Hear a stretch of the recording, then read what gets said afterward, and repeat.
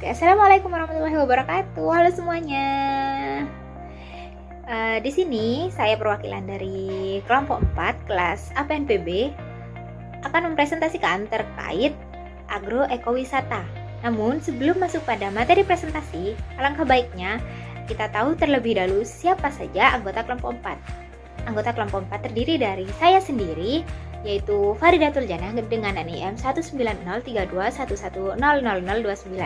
Yang kedua ada Rani Iswahyuni dengan NIM 1903211000032. Selanjutnya ada Silvi Kotronada dengan NIM 1903211000035. Dan yang terakhir ada Zadrak Ulo dengan NIM 1903211000125.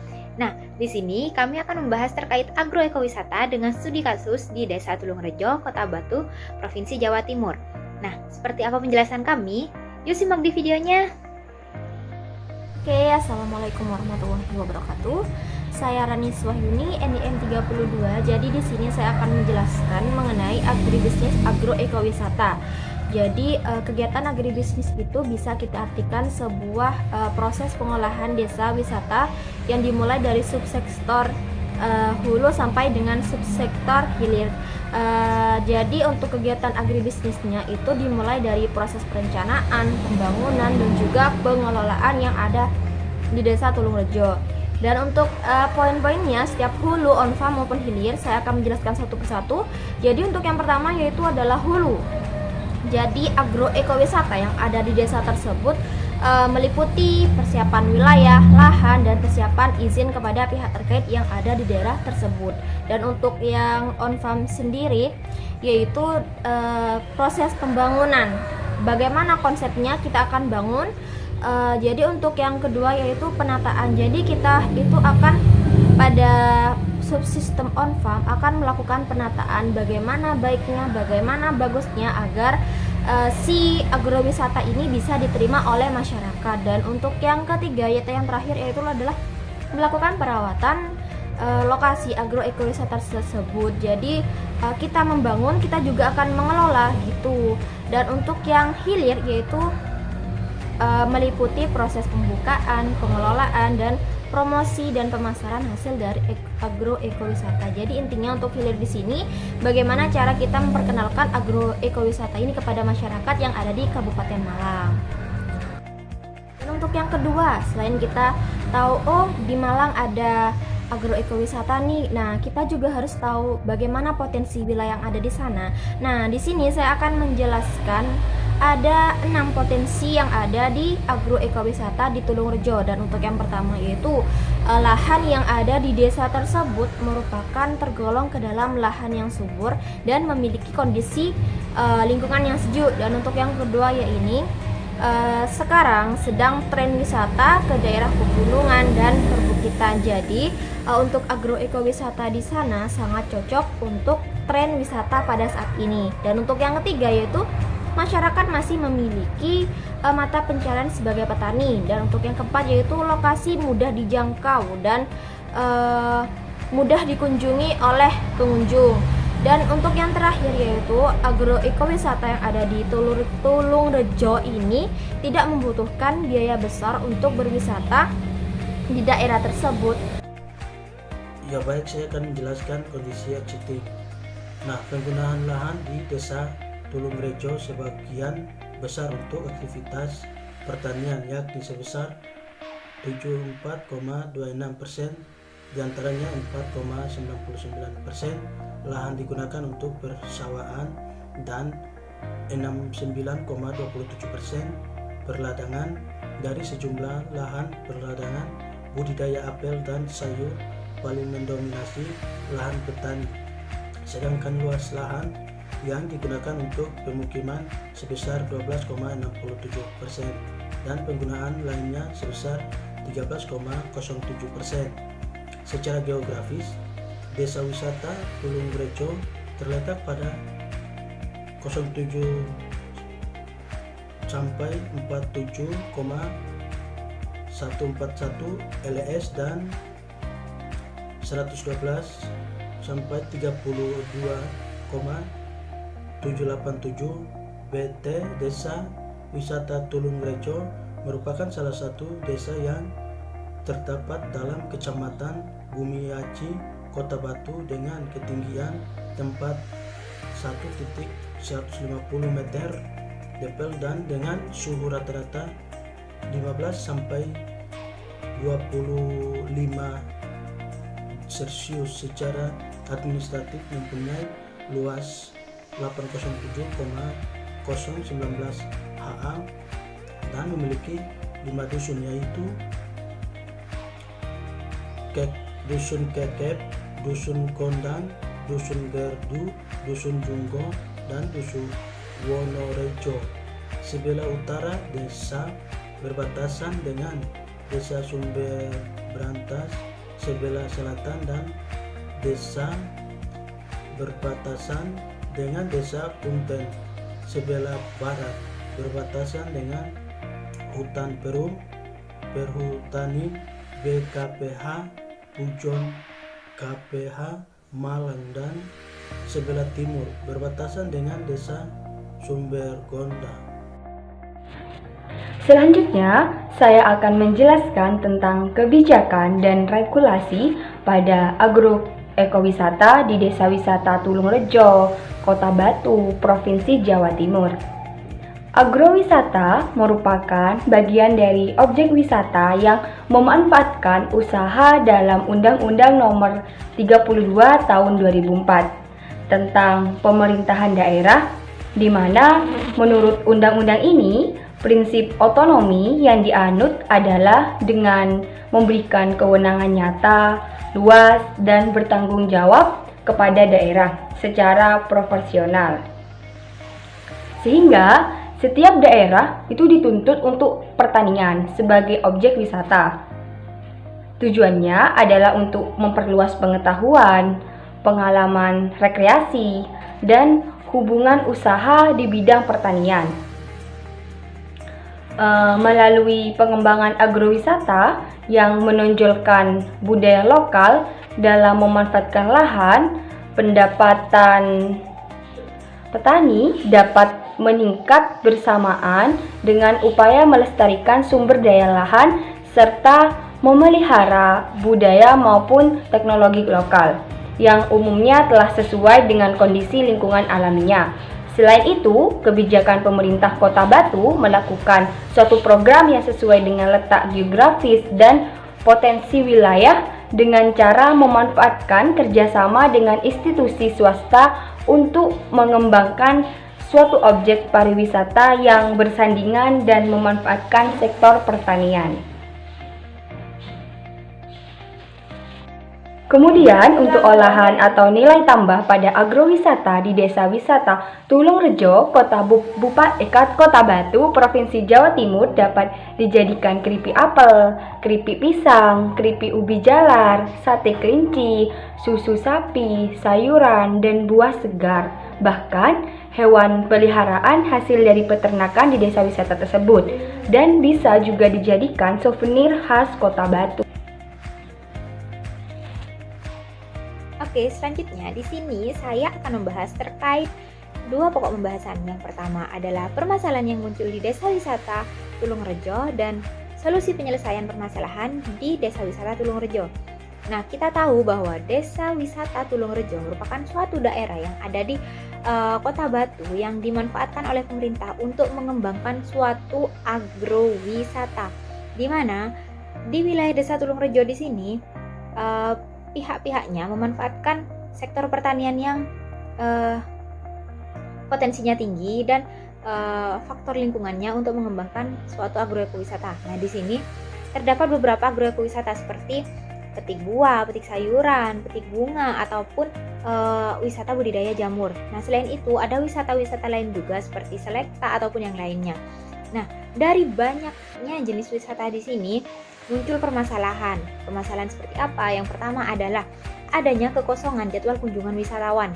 Nah, kekosongan jadwal wisatawan di sini kunjungannya disebabkan oleh adanya perbedaan panen di setiap sektor pertanian agrowisatanya. Seperti ini, misalkan musim panen sayuran dan musim panen apel itu tidak sama. Jadi ketika musim panen sayuran datang, di sini musim panen apel belum datang. Nah, akibatnya ada pergantian kunjungan tuh kan dari wisata apel ke wisata sayuran seperti itu. Nah, ketika wisata apel sudah mengalami masa panen, apel di sini akan sepi pengunjung karena apa? Buahnya sudah dipanen, sehingga wisatawan itu jarang untuk mengunjungi wisata tersebut karena daya tarik utamanya kan ada di buah, sehingga terjadi kekosongan kunjungan wisatawan seperti itu. Oke, untuk permasalahan yang kedua di Desa Wisata Tulungrejo, di sini adanya kondisi jalan yang menunjang aksesibilitas Desa Tulungrejo di sini kurang memadai. Karena apa? Fasilitas jalan yang ada untuk menempuh dan menjangkau Desa Wisata Tulungrejo di sini kurang memadai, sehingga konsumen mengeluhkan kondisi jalan tersebut. Mengapa sih sudah jadi desa wisata tetapi fasilitas jalannya masih seperti ini, kurang memadai, bahkan kurang mencerminkan bahwa desa ini merupakan desa wisata seperti itu. Jadinya konsumen ini merasa kurang puas lah atas kunjungannya kepada Desa Wisata Tulungrejo ini. Nah, untuk permasalahan yang selanjutnya adalah susahnya mengajak masyarakat untuk bermitra dalam agrowisata. Nah, di sini kan ada tuh bagian-bagian orang dalam stakeholder yang bertugas untuk melakukan sosialisasi kepada masyarakat untuk mengembangkan agroekowisata di samping adanya sektor pertanian. Untuk apa agrowisata ini? Untuk menambah income seperti itu. Nah, terkadang ketika stakeholder itu melakukan penyuluhan dan sosialisasi terkait agrowisata, bahkan ketika mengajak masyarakat sekitar untuk bermitra untuk melakukan kegiatan agrowisata, masih banyak masyarakat yang tidak memperdulikan itu gitu. Nah, masyarakat itu berpikiran, saya kan sudah nyaman di sektor pertanian, kenapa masih di agrowisata? Seperti itu. Mereka berpikir itu kurang terbuka seperti itu, sehingga pola pikirnya masih pendek, tidak panjang seperti itu. Nah, sehingga stakeholder di sini yang melakukan sosialisasi terkait agrowisata merasa kesusahan seperti itu. Untuk masalah selanjutnya yaitu ada persaingan tidak sehat antar desa yang juga menjadi desa wisata seperti itu. Nah, di Kota Batu kan identik dengan wisata-wisata alamnya tuh, terutama wisata pertanian seperti petik buah, yaitu petik apel. Ada di Desa Bumiaji suatu wisata petik jeruk. Nah, di sini masyarakatnya di situ berjuang untuk mengembangkan agrowisatanya seperti di Desa Tulungrejo. Namun persaingan yang dilakukan itu kurang sehat seperti itu, sehingga seakan-akan antar desa di sini menjatuhkan seperti itu untuk mendapatkan keuntungan yang lebih tinggi dalam pengelolaan agrowisatanya seperti itu. Untuk permasalahan yang terakhir itu ada terjadi kesenjangan antara masyarakat yang lahannya digunakan untuk agrowisata dan masyarakat yang lahannya tidak dijadikan agroekowisata. Jadi di sini masyarakat yang lahannya tidak dijadikan agroekowisata tidak memiliki pendapatan yang lebih dan pendapatan lain dari pemanfaatan lahan untuk agrowisata seperti itu. Mereka hanya mengandalkan lahannya untuk dijadikan sebagai area lokasi pertanian saja seperti. Oke, setelah saya membahas terkait permasalahan-permasalahan yang muncul dalam agrowisata Desa Wisata Tulungrejo, selanjutnya saya akan membahas terkait solusi penyelesaian permasalahan yang ada di Desa Wisata Tulungrejo. Untuk permasalahan yang pertama yaitu adanya kekosongan jadwal kunjungan wisatawan. Nah, untuk mengatasi permasalahan tersebut, pihak pengelola agrowisata harus melakukan pengaturan jadwal kunjungan wisatawan. Nah, ketika ada perbedaan waktu panen antara wisata petik buah dengan petik sayuran, kita itu bisa memanfaatkan waktu kekosongan di situ untuk memberikan suatu kegiatan lain gitu di lokasi wisata itu. Misalkan ketika wisata petik apel sudah mengalami panen, pihak pengelola di situ masih bisa mendapatkan pengunjung dari mana? Dari kegiatan pengolahan apel menjadi suatu olahan jadi ataupun cara perawatan apel seperti itu. Nah, untuk permasalahan yang kedua yaitu kondisi jalan yang kurang memadai. Nah, untuk ini antara pengelola agrowisata dengan pemerintah harus bekerja sama untuk memperbaiki sarana dan prasarana yang ada di agrowisata. Untuk apa? Untuk lebih mengembangkan agrowisata itu sendiri. Apabila agrowisata sudah berkembang, masyarakat juga akan sejahtera, pemerintah pun juga akan mendapatkan sumbangan pendapatan daerah yang tinggi pula, seperti itu. Nah, untuk selanjutnya yaitu ada susahnya mengajak masyarakat untuk bermitra di kegiatan agrowisata. Nah, untuk melakukan ini, suatu stakeholder dan pemerintah harus melakukan ajakan dan mendirikan suatu organisasi yang benar-benar tegas dan jelas, seperti itu. Untuk apa? Agar masyarakat itu percaya bahwa kegiatan agrowisata di sini dapat menguntungkan. Selain kegiatan utamanya masyarakat itu bertani, seperti itu.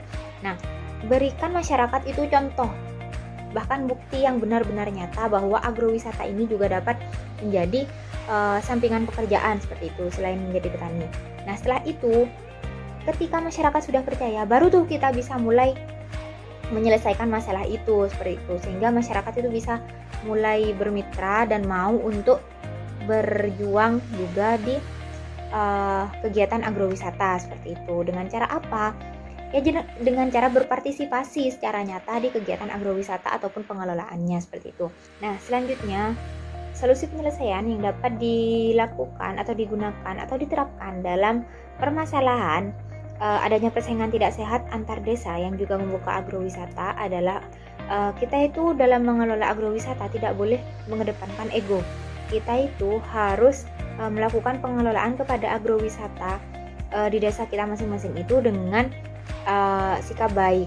Nah, kita pastikan antara desa satu dengan desa lain harus berjalan seiringan, seperti itu. Nah, untuk selanjutnya yaitu ada terjadi kesenjangan antara masyarakat yang lahannya digunakan sebagai agrowisata dan yang tidak digunakan sebagai agrowisata. Melihat permasalahan ini, stakeholder dan pemerintah lah bisa melakukan pemberdayaan kepada masyarakat yang lahannya tidak dijadikan agrowisata untuk melakukan pengolahan komoditas. Nah, jadi masyarakat yang lahannya tidak digunakan sebagai agrowisata di sini bisa memanfaatkan tenaganya atau pengetahuannya untuk melakukan pengolahan terhadap komoditas dari agrowisata itu sendiri menjadi suatu produk jadi, seperti itu. Jadi masyarakat yang lahannya tidak digunakan bisa melakukan kerjasama melalui cara menjadi tour guide ataupun ada di bidang pengelolaan di bagian administrasi ataupun bisa menjadi bagian pengelola di bidang pengolahan menjadi suatu produk jadi dari komoditas itu, seperti itu. Jadi tidak akan ada kesenjangan antara masyarakat yang lahannya digunakan ataupun masyarakat yang lahannya tidak digunakan, seperti itu. Sehingga tidak akan ada perasaan iri ataupun dengki kepada tiap-tiap masyarakat, seperti itu. Jadi agrowisata berjalan, masyarakat pun tetap berkembang, seperti itu. Jadi kan sama-sama positif tuh. Nah, sekian dulu penjelasan dari saya. Kurang lebihnya saya perwakilan dari kelompok 4 mohon maaf. Wassalamualaikum warahmatullahi wabarakatuh. Bye-bye.